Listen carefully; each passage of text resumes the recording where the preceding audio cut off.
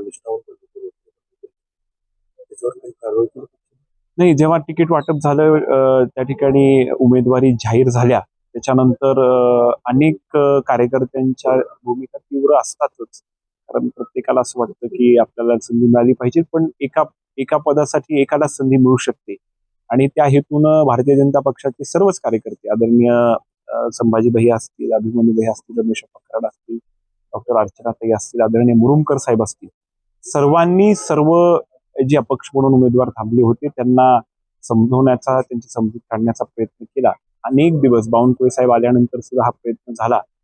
परंतु शेवटी पक्ष व्यक्तीपेक्षा मोठा आहे. पक्ष शिस्त ती अत्यंत महत्वाची आहे.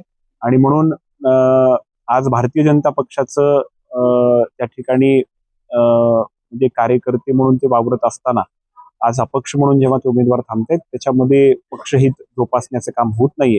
आणि त्या अनुषंगानं पक्षानं कोर कमिटीने निर्णय घेतलाय की त्यांना 6 वर्ष पक्षाच्या माध्यमातून निलंबित करण्यात आलेलं आहे. 18 त्या ठिकाणी कार्यकर्ते जे अपक्ष म्हणून त्यांनी उमेदवारी त्या ठिकाणी घेतलेली आहे, त्या सर्वही कार्यकर्त्यांचं निलंबन झालेलं आहे. पूर्वी अनेक कार्यकर्ते असे होते ज्यांनी अपक्ष म्हणून जरी थांबले त्यांनी वेगवेगळ्या स्तरावरती भारतीय जनता पार्टीला आपलं समर्थन दर्शवलं, पाठिंबा दिला. ते कार्यकर्ते वगळून इतर कार्यकर्त्यांचं त्या ठिकाणी निलंबन झालं.